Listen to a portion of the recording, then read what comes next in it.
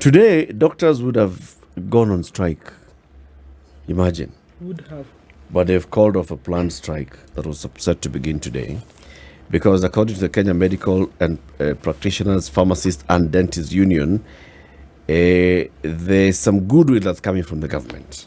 The Secretary General and CEO of the union, Dr. Davji Atellah, said President William Ruto had promised to have all collective bargaining agreements implemented, in addition to having health committees address health emerging issues at national and county levels.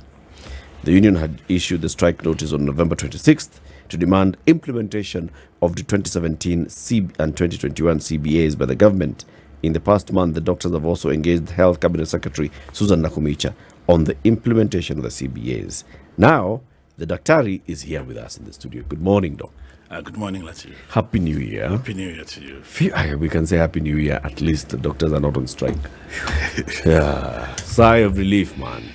Asante sana for joining us today. Thank you. Kenya's biggest conversation, Healthy Friday conversation. The first one is discussing a strike that was going to take place. Yes. Now, let's take a couple of steps back. When you say that you were calling for the strike because of lack of implementation of the 2017 and then the 2021 CBAs, what exactly did you mean? I think when you get down, we have to remember quite clear that there was a strike for doctors in 2016, 2017 that was dubbed 100-day strike, which resulted into the collective bargaining that gave rise to this CBA that was signed. But this CBA has not been implemented. And what was the aspect of this CBA? This CBA had a component of Article A that deals with the basic salary of all the doctors in the country. This has not been implemented completely. It had a component that deals with the human resource. And this was on the internship, that how once you graduate from the school and you're being posted as an intern, how long should you take? 30 days and get posted. This has been contravened to the point that it's the first time actually since independence that interns were staying for 1 year or 2 years before being posted. Since independence? Since independence, because that shortage is in existence. It had a point of employment of doctors, and this was a backdrop of the Musimi Task Force report of 2012, when doctors first went on strike. The report indicated that there was a big shortage in the country at a ratio of 1 to 1,700 at that time of doctor to patients, and that it will be vital to employ 1,200 doctors every year at that time. In fact, the graduation rate was about 600. But to date, that has not been happening. In fact, the extent to it is that less than 5% are being employed. There's an aspect of the doctors working in the hospitals. They need to have the equipment, the drugs, and to be able to deliver the services. That's one of the articles of the CBA. And that has not been provided, to the point that there are a lot of frustrations that we have been seeing in level 5s, level 4s, level 3s hospitals, because that's particular conditions that you can prevent. But since you do not have that particular channel, then you can't offer those services to the public. There's aspect of comprehensive medical cover. That is, as much as you are doctors and are skilled to offer these services, you must also be able to get yourself having these services. You shouldn't be offering the services that yourself can't afford. But that was the scenario that is in existence. So we we had our special delegate conference in November in Nakuru, where doctors met to analyze this CBA and said, we are yet now negotiating the new CBA of 2021-2025. But how can we proceed to that when this one has not been implemented? In 2020, we gave a strike notice, which the government went to court and it was stopped. But the matter proceeded in court, and on 28th of October 2022, the court gave a judgment that the government to implement this CBA, because there was a nil implementation, and they were given order to implement it within 60 days. And the court gave out outline that if this fails, then they were going to sanction industrial action on behalf of the union at that time. So that is the frustrations that has been there for non-implementation of this CBA. And therefore, we gave that notice of 30 days to be engaged to have this thing implemented. We've had different meetings, but what led us now to suspend the strike, I will say, is a promissory note. We say the government, national government, county government gave us a check of 60 days. And you see, you cannot issue a check to workers if you know you have insufficient funds. So we expect that within 60 days, these issues that, as per this agreement that I'll share, will be implemented. Okay. So there are a number of things that are historical in nature, even as we're looking at what's going on here, I'll take a few steps back. The CBA, it is not, and stop me if I'm wrong, it is not all of the elements of the CBA that have not been affected, but there are certain parts of non-effect, right, that you have issue with, isn't it? And what are those? What are some of those issues in the CBA that have not been fulfilled that you take great issue with, apart from the employment of interns, or if it's either you let them go or you employ them? What else bears the brunt of this palaver? If you look at the CBA, or the collective bargaining agreement, it's a contract. It's actually the entire contract. So everything. It supersedes any other engagement. From the court judgment of 2021 October, it was very clear that there was nil implementation. That means it was negotiated, discussed, and signed as and registered whole in court, but then there has not been implementation. And one thing that counties have been giving out strongly that makes them not implement is that they do not have enough funds. One critical issue that we have seen is that we have consultants in the whole country, in all the 47 counties, but they are all working as junior doctors. But in the hospitals, there are posting orders so that you are a consultant, you are a pediatrician, you are a gynecologist, you are a surgeon, you are a clinical pharmacist. But then if you go to their salary scales, they are paid as junior doctors. That it doesn't reflect the agreement that they have. So that's one thing that is there. And this is all the counties. And that has led to so many of these consultants leaving the government out of the country because they move out of the country. So what does the promissory note then promise? The promissory note that we believe need to mature within 60 days for the doctors, because I know that when a strike notice or intention to strike has been issued, all the doctors were prepared and they're ready for this. And they're ready because they've waited for 5 years for these things to be implemented, and they've not been implemented. And therefore, within this time, they were ready to actually take an action. One thing is, on this aspect of the basic salary component, the government said they're going to have their discussions with, because they actually agreed that they have not implemented it. And the court was very clear that within 60 days, they were to work on the interest amounting from non-implementation. So they said they're going to work on it and have it implemented within 2 months, that is 5th of March. Then on the issue of interns, given that was the first time that they were dealing this much, the ministry agreed, undertook to post the medical interns next week to different hospitals, the first batch of 800 and the other batch of 200 by March. And this is happening because if you look at these hospitals in the country, they have a severe shortage of doctors. And those people who actually work in those hospitals are interns. You realize in most of those hospitals they don't have doctors. So that's one thing that I took to do. The other thing is we have postgraduate training. And you see, we don't have specialties in this country. So with the constitution and with the devolution of health, human resource aspect went to the counties, but then the postgraduate training and the funds for it remain the Ministry of Health. We have a number of doctors that have been released from the counties and bonded, who are now taking the postgraduate studies. But then from 2017, 2018, 2019, and 2020, their fees have not been paid.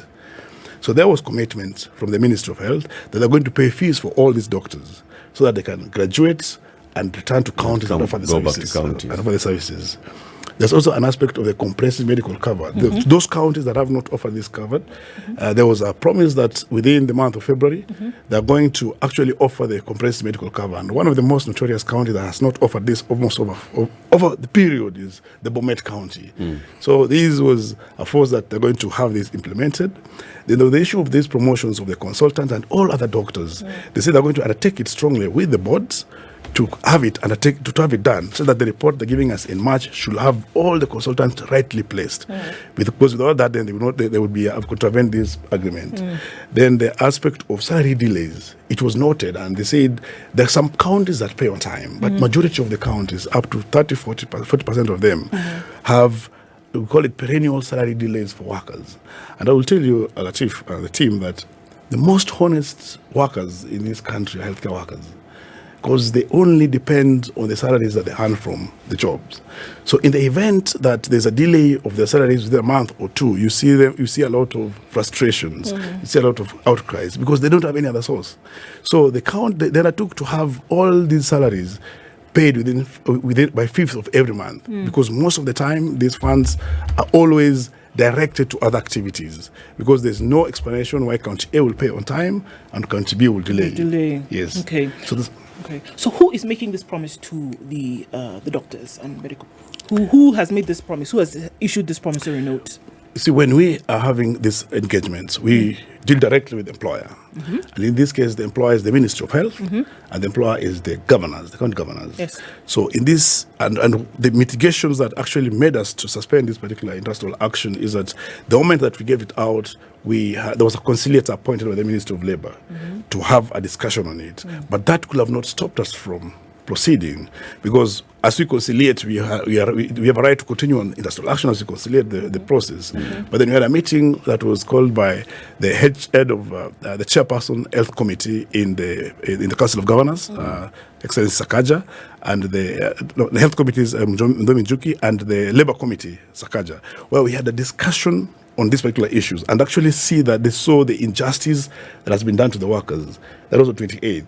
Then we had another meeting with the Minister for Health, which again saw the need, the actual undoing that was there on the workers that was not being done. So that's the point that we came now to have a full committees of health and labour at the Council of Governors together with the Ministry of Health to actually come into this particular agreement. And we saw the other day when the President was talking that he actually acknowledged that collective bargaining agreements, which is a superior agreement even to the existing policy, because in our Kenya here, it's a constitutional aspect. It's not for of the Constitution, that once a collective agreement has been signed and registered, it supersedes even the policies that have been put in place. Okay. Yes. So the governors and the Ministry of Health essentially have promised that these issues, the elements that are contained in the CBA, and we're talking 2017, 2022, isn't it? 2017, 2021. 2021.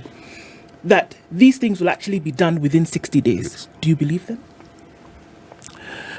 You know, there's something that everybody has been asking, that why did you issue a strike notice for a new government? If you were just gonna, somebody was just gonna be able to come and call you on a Thursday afternoon and say, okay, we promise that in 60 days we'll do this, and you say, oh, okay, no strike, we move. Do you believe them? As I'm asking you, see, when we people say that we have new government. It's a new government, but that's in office. As we believe that there's no new government, because the government was founded in 1963. It's a continuum process. And also, what we have is the new sheriffs in the office. So sometimes in the spirit of goodwill, and that's why you call it an olive branch, a third way of olive branch. They tell you, we can do all this in 60 days. You cannot then have a negative feeling that this 6 days is just an hot air. You have to actually in the spirit of goodwill and the spirit of negotiations, give it to them on that. And then now mitigate and see. If it fails, then what happens?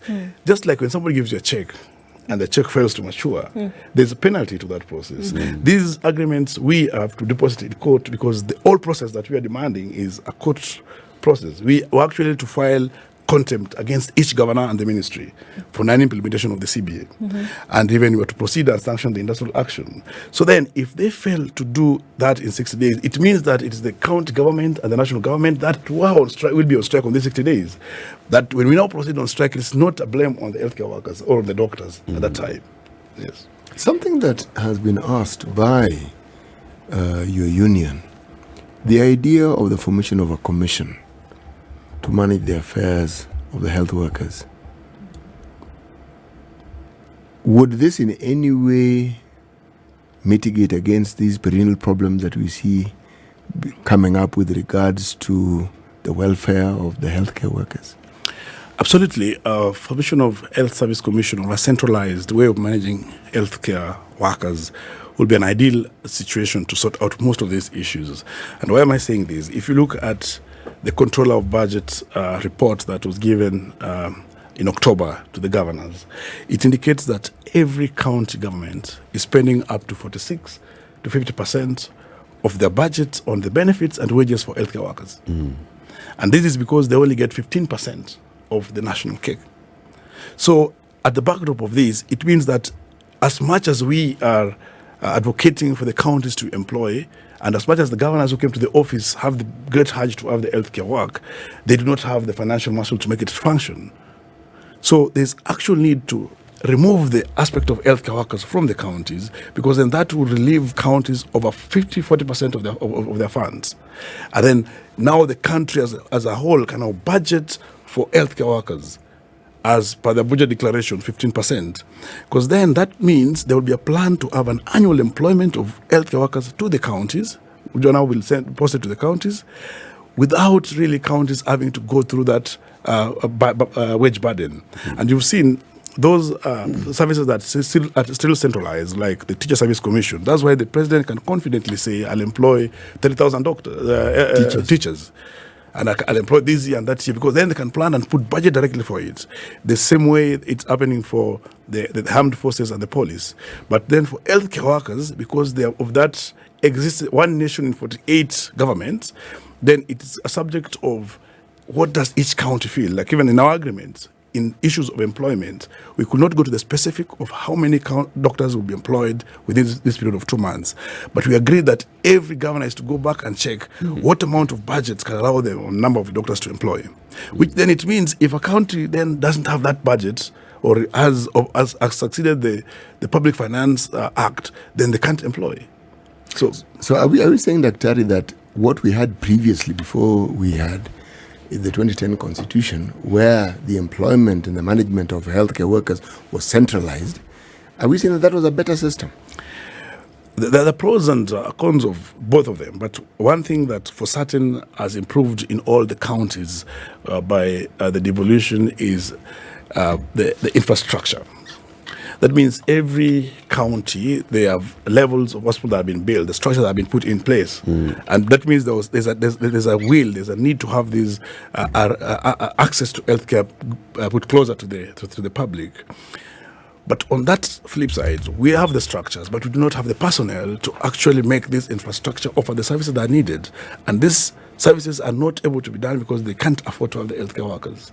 So the human resource component of it is what is actually the issue. That's why we have been advocating for a shared component. Let the structures remain with the counties. Let the aspect of even the drugs and everything remain with the counties, but let human resource be on the side. Because as we speak, the pending bills for KEMSA, for counties with KEMSA is over 200 billion.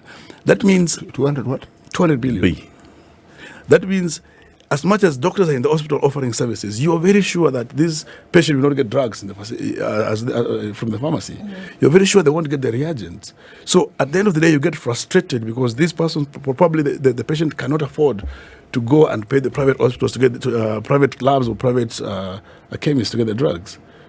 You know, we're saying 200 billion shillings has been supposedly expended. And what we are seeing, is there a presence of that 200 billion anywhere? I mean, 200 billion is a lot of money. It was for consumables.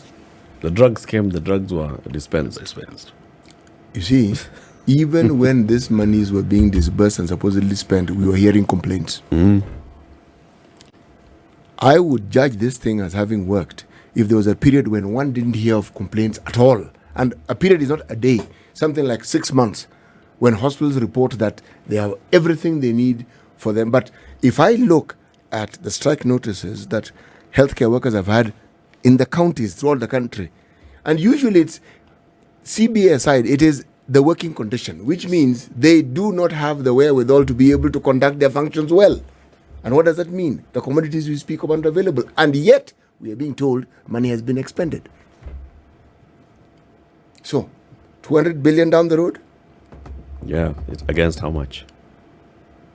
You see, remember, Eric, every time we have this discussion, one of the things that I always ask is, can the counties tell us exactly how it is? This money. It's against how much, City? I mean, no. The thing is, it's not that the hospitals today don't have anything at all. Right? Do they have the bare minimum? They have, right? You'll find some painkiller here, you'll find some gauze here, you'll find something there. That is 200 In most cases, million. patients are told to come with those things that are required. That is 200 million. The fact that you'll find those two things there. No, it can't be 200 million. Doesn't matter what arithmetic. I'm terrible at arithmetic. It is not once. You see, You're very terrible at arithmetic. No, 27 I minutes am to 9. Let's hopeless take a at break. arithmetic. Let's take a break. This is Kenya's biggest conversation. Dr. Davji Atellah is the Secretary General and CEO of the Kenya Medical Practitioners, Pharmacists and Dentists Union.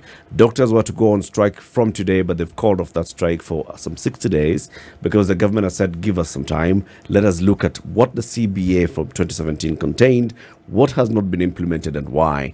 And then we tell you what we can do going forward. So they've said, all right, so let's give them the benefit of the doubt. Let's hold. But now we want to discuss with the Daktari for him to tell us what exactly has not been implemented in that CBA so we can all understand and be on the same page. This is the Situation Room, the only way to start your day. Our conversation continues with Dr. Davji Atellah, National Secretary General of KMPDU, the Kenya Medical Practitioners, Kenya Medical Practitioners, Pharmacists and Dentists Union. They decided to use just one P. Okay. KMPDU. One. All right, Daktari, so you are giving the government the 60 days that they've asked for to look at what can be done and what may not be done. What do you have a list of what you say this would be our irreducible minimum? The government is most likely going to come and tell you. So we promise we are going to look at implementation. So in terms of, for example, posting of interns, we can start with X number of interns who have not been posted, and then the others by within the end of the X number of months, we can have posted all interns. Or they can say there was an issue of pay rise or the issue of implementation of allowances. We can start with 2% and then gradually increase and finish by this much.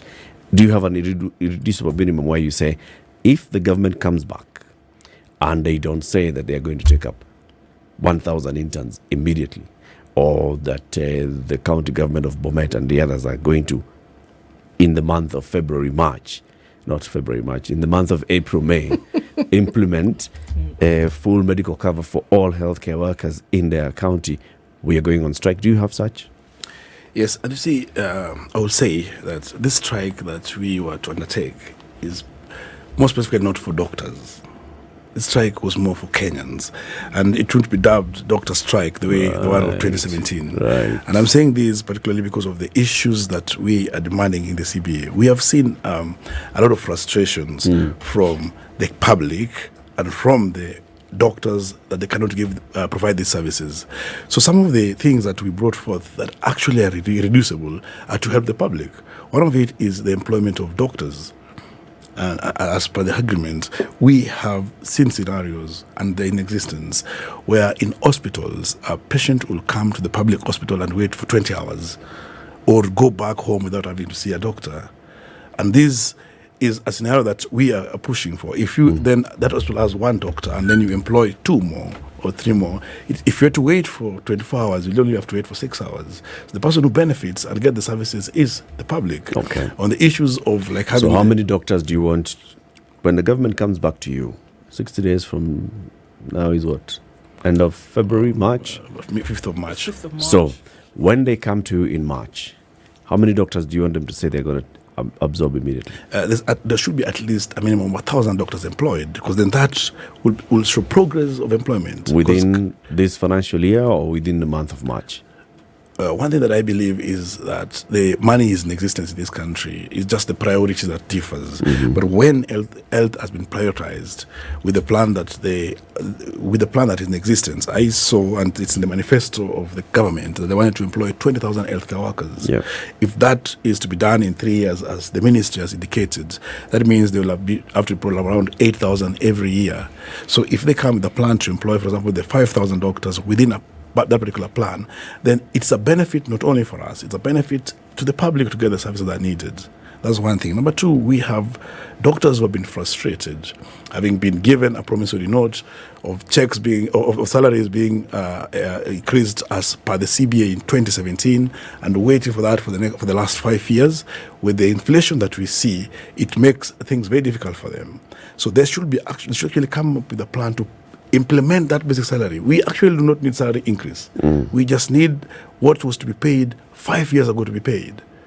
So you see, this is not like we want a salary increase based on the inflation and the changes that have taken place over time. We just want that agreement that was done that time that made doctors go back to work. Are there counties that implemented it? No, 0 county has implemented that So 0 pay rise for doctors across the country. for 5 years, and based on the agreement that was done. So The question that I'd asked you off air, which I want to now ask you on air, is this implementable? it is extreme. By the time that this document goes through all these government agencies, from SRC, where SRC filed a letter of no objection on May 2016 before Lynette Dolo, the judge, that they have no problem with it. The Public Service Commissions went through this particular document. Each of the 47 counties signed. The Ministry of Health signed. If somebody comes and say that they're not able to implement it, then that's a clear sign of incompetency.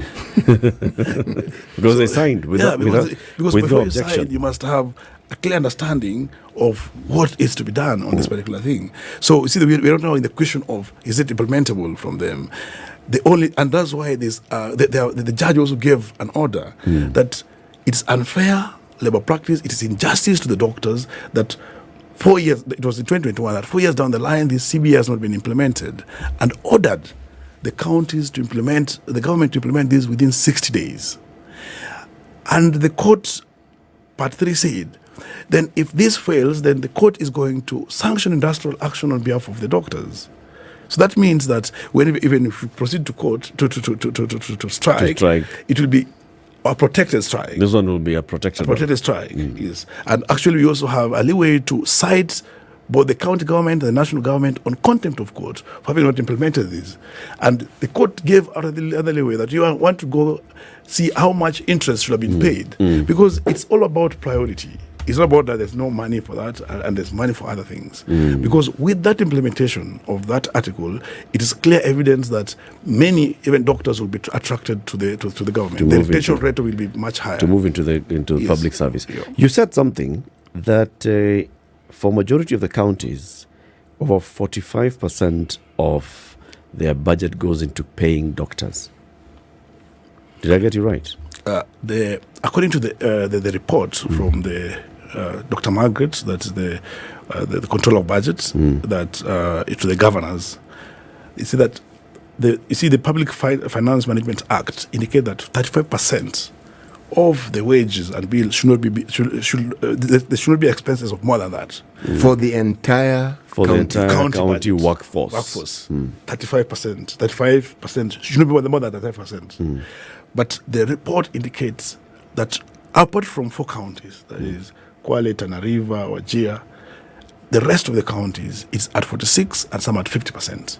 It goes to the wages and even benefits. higher than 46. Some are even up to 60 of their budget goes into payment of workers.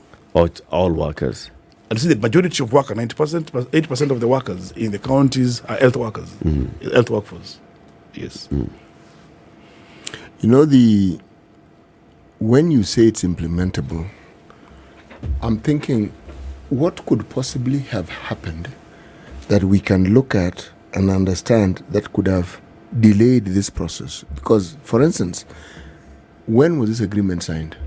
2017. Precisely. July. In between, have we not had COVID? We did. No. I'm just asking, have we not had COVID? We have. Have we not faced the ravages of COVID? We have. Yes, because whether we like it or not, COVID guaranteed one thing.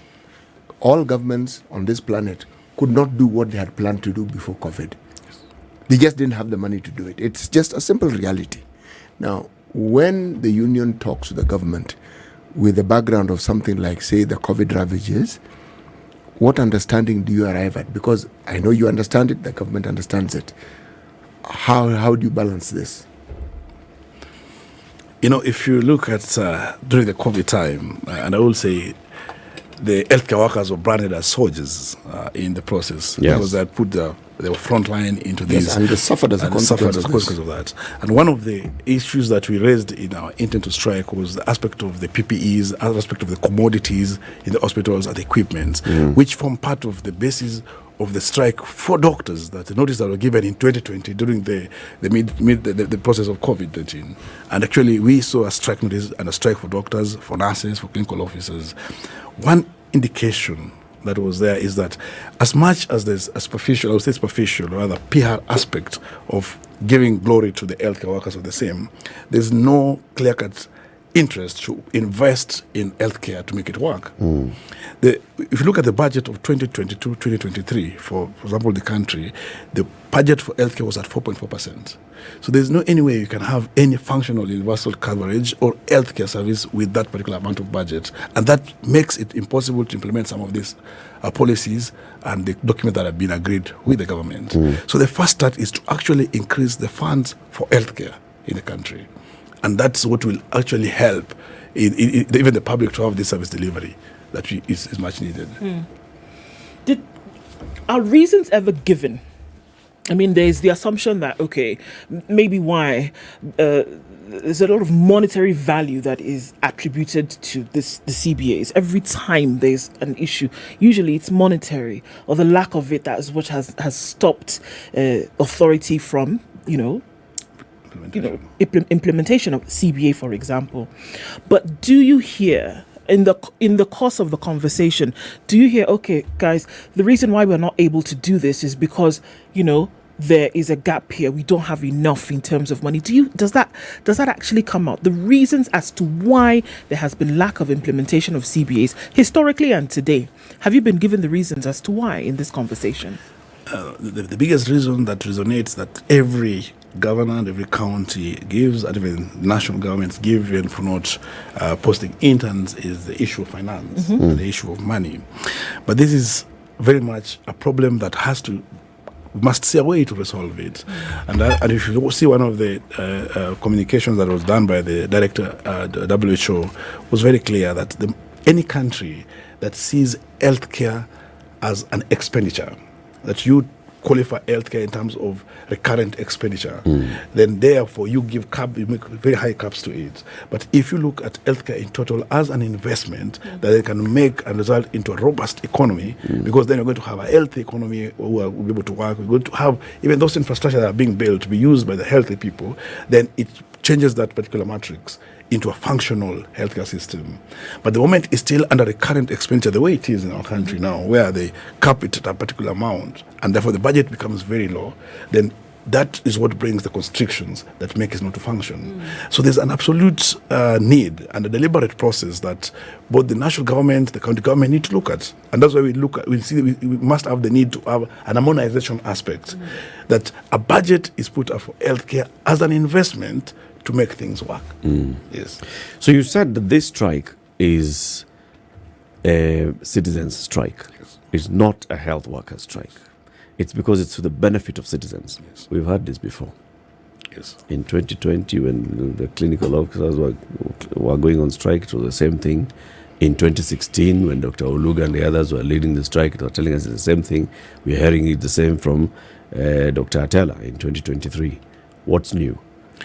I think because most of the components that I hear here are about salaries and allowances for doctors and little to do with actually pushing for more health facilities, for this drugs, equipment and commodities in the health facilities. The number one thing that I hear you pushing for is your own salaries and allowances. If you look at the internet notice, it has 8 points, and 5 points out of it are actually on the healthcare. There's one thing that we must be alive to. We live in this country. We saw the situation of Master Travis from Thika. We have seen many of those scenarios in this country. And the old blame that comes, even from Mama Lucy, you see it's going to the doctors. Yep. We have, as a whole of Nairobi County, I'm sure this new governor will change the scenario, where there's no ICU. If you want an ICU in this Nairobi County, you'll have to be referred to Kiambu or to Machakos. So, and the cases that we saw at Mama Lucy, the doctors in that particular facility had to improvise a way to sustain the patient before it's transferred. Yep. And these are cases that happen everywhere. So it then means that if we need this equipment, by this notice that we gave, the collective bargaining agreement is to provide tools for operations, tools for service delivery, that we must have those equipments at the point of work. I've said that we need to have medicines and drugs in the facilities. I will tell you today that 72%, according to the Infotrack data that was done last year, of the public will go to the public facilities. Yep. But then, how many will get the services that they need? First of all, they will take too long to see the doctors. And the reason why there are no doctors there is because they have not been employed. So you will not be able to see them. And if there is a doctor that you happen to wait for long and see this doctor, then there are no reagents in the lab. So you have to get the request and diagnosis outside. And if that happens, you have to get the drugs, not in the pharmacy. The drugs have to get outside. So at the end of the day, the mental cases, the frustration, we'll call it the bewilderment of frustrations of the doctors in the facility, not equipped to offer the services, is enormous. And to that point, we have level 5 hospitals, level 3, level 4, level 3. The other day, we saw in Thika level 5, they had just about 7 medical officers. That is a big shortage in that particular hospital.